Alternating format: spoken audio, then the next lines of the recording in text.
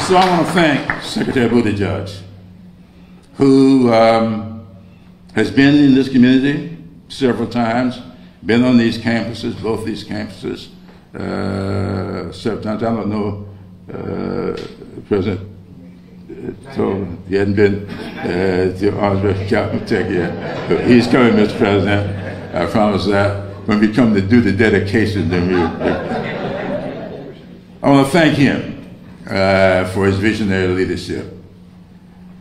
It is something to be said for experience. I don't say that because I'm getting ready to celebrate my 83rd birthday next month.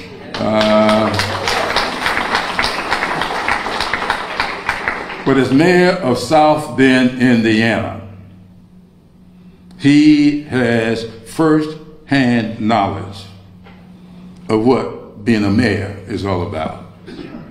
And to take that experience with him into this administration, he knew something about evaluating the worth of projects that are submitted for funding. And so I will congratulate the leadership here. The city manager, where is he? I saw him. Okay. Y'all, I want to thank all of you for doing a great proposal. It was meritorious. But just because a proposal is meritorious doesn't mean it's going to get funded. I've seen a lot of them. They were meritorious and didn't get funded. But when you have someone doing the evaluations, who's had the experience of what you're trying to say, what you're trying to achieve, it means something. And this secretary did something else. Back when we were putting together the Recovery and Reinvestment Act, I objected to some of what they were planning because I knew what had happened during the Great Depression. When the country was trying to recover from the Great Depression, I knew how these pockets of poverty got created. And I said to them in the very first meeting, I am not going to be a part of a recovery that leaves the communities that I represent out. We have got to figure a way for them to be brought along. And they put in a little formula at my suggestion called 10, 20, 30. Those 20% of the population stuck in poverty level, at the poverty level for 30 years, at least 10% of this money must be targeted to those communities. That's what 10, 20, 30 is all about. And this secretary looked at that proposal, looked at that formula, and when they funded this project to the tune of just a few dollars short of $23 million, they applied the contents of that formula, which says this project will be built out 100% and no matching requirements.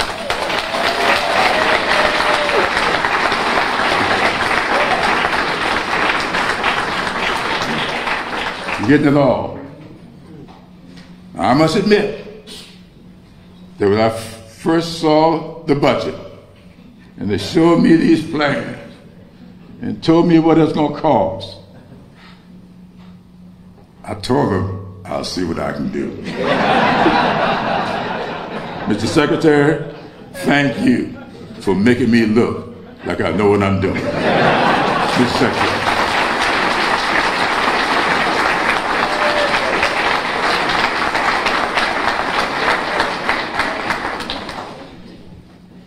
Well, good morning. Good morning. And thank you so much, Congressman. You have been such an effective voice for this entire region. I think you all know this, but you have had a relentless advocate for this project. We are here in so many ways, not only because of Congressman Clyburn's leadership in advocating for this project, but because of Whip Clyburn's leadership in giving us the ability to have these funds in the first place. Remember, this bipartisan infrastructure law is the sort of thing that was promised and attempted under previous presidencies and by previous Congresses for years. People said that they were going to deliver landmark infrastructure legislation.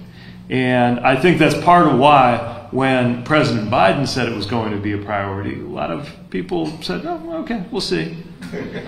It was declared dead again and again and again, but thanks to the leadership of Whip Clyburn, thanks to the leadership of President Biden, and thanks to the voices of communities around the country saying, we need this.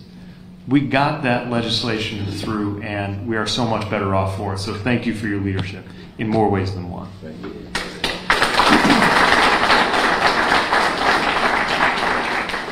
Thank you, Mayor. As was said before, I come to these questions very much as a mayor or as a former mayor. I know exactly how it feels to look at the potential of what could be in your community and to try to rally a community around that vision. I'll admit, I do not know exactly how it feels to have a cabinet secretary come bring $22 million to help you get that vision done. I did not have that particular blessing in my days as mayor of South Bend. But you can feel the pride in your work, your city team, the county leaders who are here, leaders from the universities and around the community. And I'll tell you, you can feel all the way out in Washington, you can feel the difference when a community pulls together behind a vision like this. So I want to congratulate this community. I'll have a little more to say about that. To have the university leadership here means a great deal. To have Layla speaking for the students whose lives and whose studies will benefit from this work, and to put us in touch with that future that you represent is something we really appreciate. I want to acknowledge all of the leaders who are here and our own team who worked so hard to bring us to today. We call it Raise Day. Happy Raise Day is what we're saying to each other at the DOT, because we've got projects going on across the country, more than 150, which made it a little hard to choose which one to begin with to come celebrate, but I wanted to be right here in Orangeburg. I want to thank my colleagues, including Alvin Brown, who many know is a fellow former mayor of Jacksonville, working in our department. And I would add, he has been nominated by President Biden to serve on the National Transportation Safety Board, whose work has only grown more important in recent times. So glad you could be here and thankful for all of our colleagues. And it just feels good to be in Orangeburg, to be back in Orangeburg, because I was welcomed so warmly here before. I had the chance to go bowling with Claflin and SCSU students. Best bowling game ever. I can't ever bowl again when people are watching, because then people will discover that it was a bit of a fluke that I bowled well that time. But more importantly, what I got in my visits to Orangeburg was an education about the importance of this community. To say this community is special would not adequately state the case. It would be better to say this is hallowed ground. And it was hallowed, of course, in part by the blood that was shed in the Orangeburg massacre, which had to do in part with the insistence that there be a better connection, a better relationship between the lives of those who were on campus and the opportunity downtown. Something as simple as a recreational opportunity to go bowling, and something as profound and connected to that as the opportunities, the economic opportunities and the life opportunities that come with full integration and participation and equality. A struggle which, of course, in some ways goes on to this day. But it's the kind of struggle I reflect on a lot as I think about how the social connection and movement and mobility that was at stake in the civil rights movement is often related to the very physical, concrete movement that we deal with in transportation. Transportation is about movement. Transportation is about connection. But even though by definition transportation is about connection, we often see how assets having to do with transportation serve to divide. And we see a very stark example of that right at the site of this project, where thoroughfares and a railway divide a campus community from the opportunities that are on the other side of the tracks. It means something that we even have that phrase in our American English language, the other side of the tracks. It tells you a thing or two about the relationship between how transportation can either connect or divide. And that's why we're so glad to be here. Because right now we have an opportunity to take on board what we have learned from the past, to recognize the relationship between the past, the present, and the future, and to ensure that this time, unlike with some of the decisions that were made in the past, transportation dollars, federal taxpayer transportation dollars, will be used to connect rather than to divide, to enhance rather than to diminish, to include rather than exclude. That is why we are so proud to award Orangeburg $22.7 million to cover the full cost of this railroad project. Congratulations. We are excited.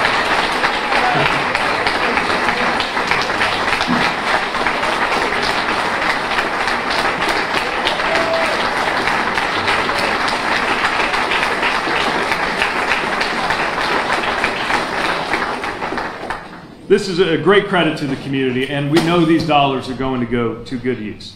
This funding will go to a new pedestrian bridge over the roads, the highways, and the railroad tracks that have cut the community in two so that people can easily, quickly, and safely walk or bike from campus to downtown. It includes that new transit hub featuring a public transit stop and charging stations. So you don't have to necessarily own a car to get from one part of town to another. Transit is not just about moving through America's biggest metropolitan areas. It connects smaller communities too. And it can be a leveler if there is equal and affordable access to it. And for those who do own cars, a new public parking area so that there's a better place to park, and creating room for better crosswalks and sidewalks on the street. There's a lot to love about this project. The safety implications are especially important right now. Our country is confronting a crisis in terms of roadway deaths, preventable crashes, the greatest share of which in terms of the rise has been pedestrian and cyclist deaths. Matter of fact, South Carolina suffers from the highest second highest pedestrian fatality rate in the nation. But leaders here are not taking that sitting down. They're making the investments that are going to save lives, and this is a great example for that. And it means more affordable transportation options for residents who couldn't afford a car, and for those who do, less traffic. And it means that the students and all those who live in this community will be better able to reach jobs and businesses and access to groceries and doctors' offices, government services, family, church, wherever it is you need to be in the rest of Orangeburg. And that, in turn, means more business and more jobs for people who work in the area and stronger economic development for years to come.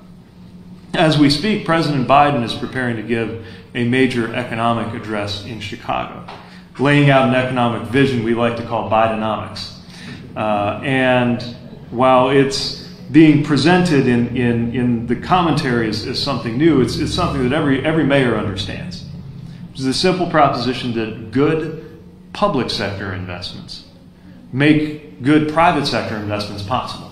That when you choose to invest in the right corner, the right streetscape, all the way through to the right national infrastructure vision, part of what will come from that is the private sector doing what it does best. And I spoke to local leaders who have an economic vision for what will come next once we get it right on the public side.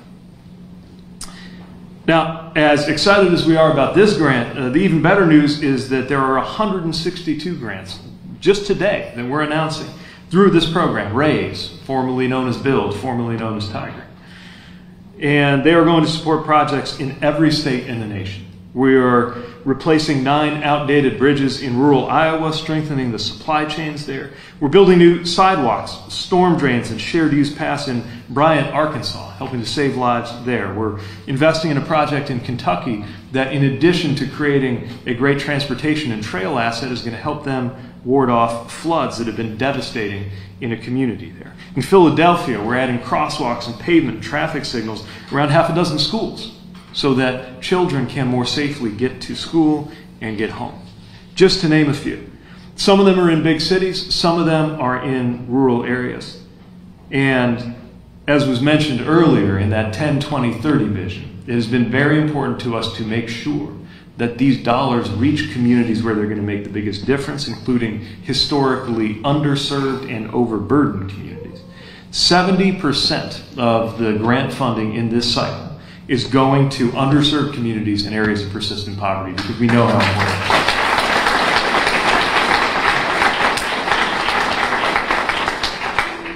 is. And we know that communities have been trying to realize these plans for years. And now we're finally able to get it done. And again, this is all possible thanks to President Biden's leadership, thanks to this historic infrastructure law, and then one that would not be here were it not for the leadership that we have had in an extraordinary caucus in Congress and with Whip Clyburn's leadership to get this done. I also want to mention that this is a very competitive round of applications. So we are glad to have had a historically large amount of funding to work with, but still, we had to say no even to very good projects so that there would be room for the very, very, very good projects that we were able to say yes to. We got $15 billion in requests for about $2.2 billion in funding that we're announcing today. So the fact that this project was selected is something for which this community should take a great deal of pride, and I want to congratulate everyone.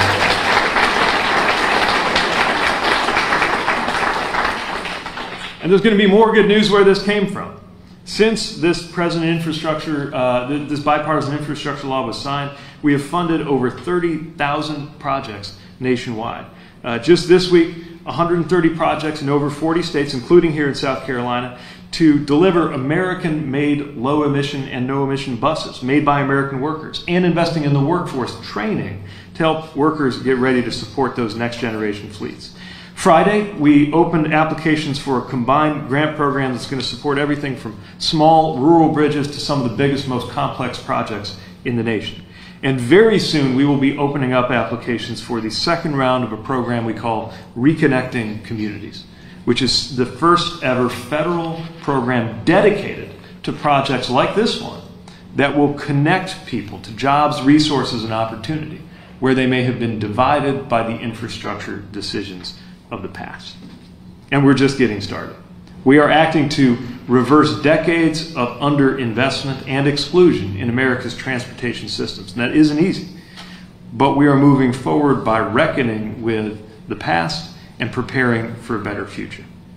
We are all reckoning with our inheritance, with decisions that the generations now living did not make, but the generations to come are going to be living with. And what we can control is the next step, the next effort, the next project, what to do with the next dollar. And we do so mindful of what it will mean for those who come after us, our children and grandchildren and their children.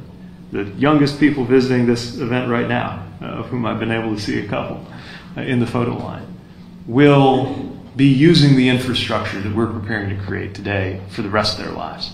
That's why this matters so much. And that's why I'm so proud to be with you in Orangeburg celebrating this good news. And the only thing, Mayor, I love more than a grant announcement is a ribbon cutting. So I hope you'll send me an invitation when this thing's all over. Thanks very much for the chance to be here.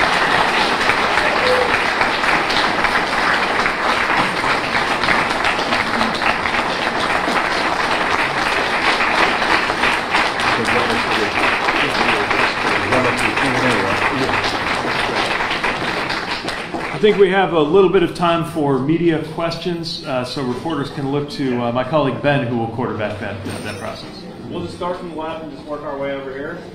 Any questions on the left? Go for it. So you said all of these projects, the Biden administration has $2.2 billion that they're requesting, why specifically come to Orangeburg? Why specifically this project would you make the trip down to South Carolina for this? Well, part of the idea of this program, I'll mention two things. First of all, community-driven projects. So we didn't think up any of these projects at the US DOT headquarters in Washington. The whole idea of this is that the great ideas for projects aren't going to come from Washington, but more of the funding should. And so this is a great example of a vision that the community has had for some time that would have been a reality but for the funding. And now we're able to bring the funding. And I think this is a great example of that. The other thing is that as we were making those difficult decisions about which projects would make the cut, we were looking for ones that brought together a number of the different things that we've been so focused on in this administration. Jobs, economic development, environmental benefit through less pollution, safety, which is the main reason my department exists in the first place, equity, and making sure that people who were in communities and neighborhoods that were excluded in the past are included in the future. All of that's at stake in this project. The safety benefits of having better ways to get around, especially on foot or on a bike. The equity benefits of making sure that we are connecting where there had been divisions. The benefits just in terms of air quality that come when you have better access to transit and active transportation and the charging infrastructure that's going to go in. And of course, the economic virtue of this connection between the opportunities down this part of town and the campus and everything that sits across those proverbial tracks. So to me, it is a great example of why we have this project, this funding in the first place, to support community projects that are going to lead to job creation, safety, cleaner air, and a better future. Okay, go for it. Secretary Buttigieg made a design generate on the morning of having quarters of WLTS. My question is, what was your impression seeing the current state of the railroad corner, and what is your vision? We know as the congressman and local leaders showed me the corner, you could see in a way that doesn't come across on paper exactly why this is needed. You can see how it stands as a kind of barrier that serves effectively to divide two parts of one community. And you could see also the potential, what it could mean to have that connectivity there.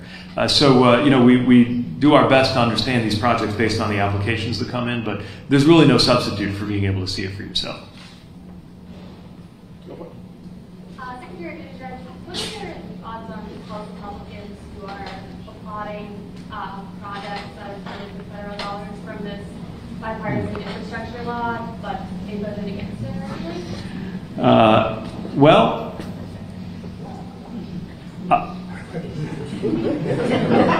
I would say,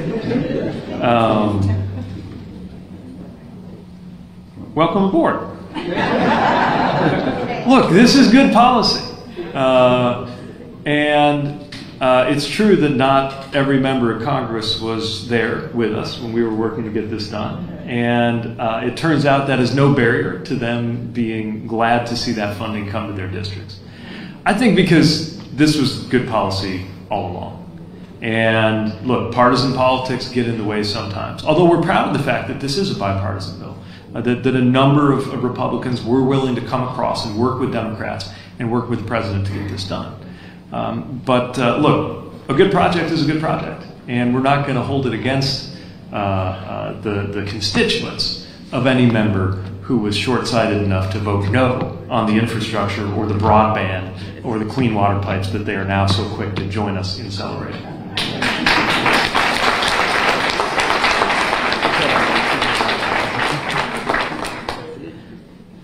We'll come back to you.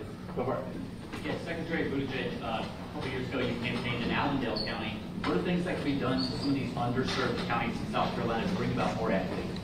Well, one thing I would point to is rural transit. Again, there's this vision, there's this idea out there that sometimes transit is just about, you know, the subway in New York City, but it's in rural communities often that people are most reliant on it.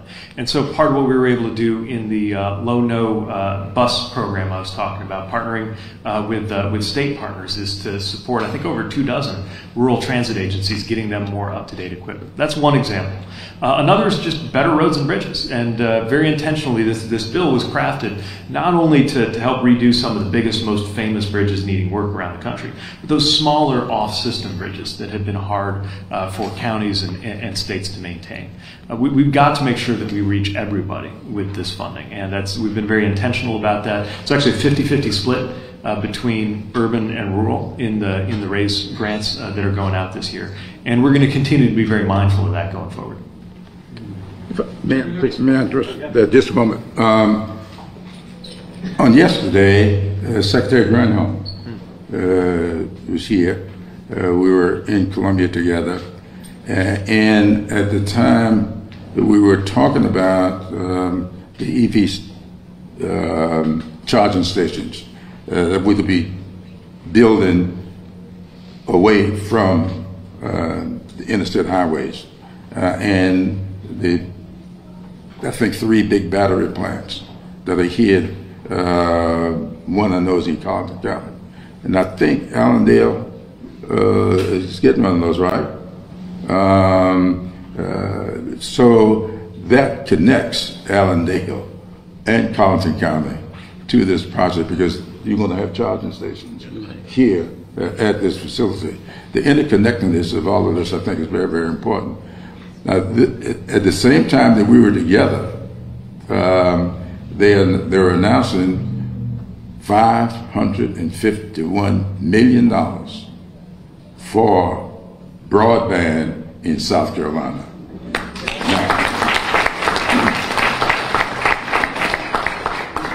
Now, let me take a minute just to say something to you. The governor announced several months ago that we needed $650 million to build South Carolina out 100%. I stood with him at that announcement. I called him the day before yesterday when I got word that the $551 million was coming. In that $650 million, he only had $100 million coming from our broadband initiative, what we call the FCC auctions. Where he factored in $100 million, he's getting $551 million. So this $451 million above the $650 million he needed to do that which was basic, which means we're going to go beyond basic with broadband for South Carolina, and that was announced on yesterday.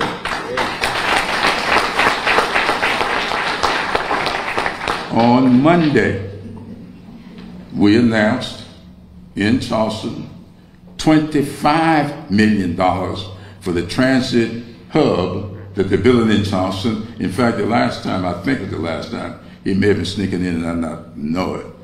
But the last time the secretary was here, we were in Charleston for that project, and that $25 million is the project that he went down and met with the people in Charleston. That was announced on Monday. And I'll have a little fun with this too. A congressperson down there who did not vote for the bill is having a press conference today. They're trying to take credit for the $25 million.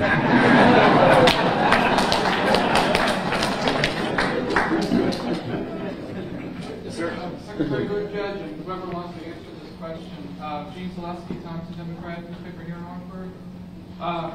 What is the timeline for this project? When will the bridge, when will we see dirt being moved, and exactly how will the bridge be constructed? If you can kind of give us a visual of where it's going to begin. So I'll turn to the city for more of the particulars on that. Yep. Thank you. Great question, Gene. So we're looking to start turning dirt by next year. OUDP, Orangeburg University District Partners with the developer, is here with us today. But we certainly understand the community and the anxiousness about getting this project done, but we want to get it done right. We want to do it right. As Secretary Buttigieg said, this is about bridging the divide, symbolically and figuratively. So we hope to get the the project started. In terms of where it's going to be located, it will be located in a position that will best serve the universities and obviously to get students safely across. But we have to speak with the Norfolk Southern, the railroad. They're going to be a major part of helping determine where best to locate it, because there are all kind of federal regulations as it relates to that. So that's still yet to be determined. Please tell them who you are and your position. Thank you. Sidney Evering, Orangeburg City Administrator.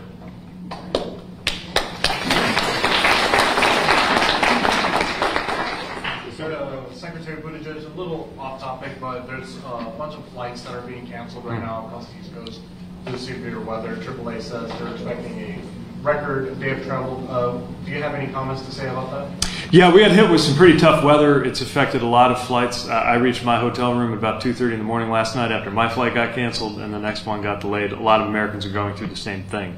What I will say is that overall we've seen the system perform much better than it did a year ago, and I think that reflects the work we've done. I think it reflects the airline stepping up. I want to give them credit where credit is due.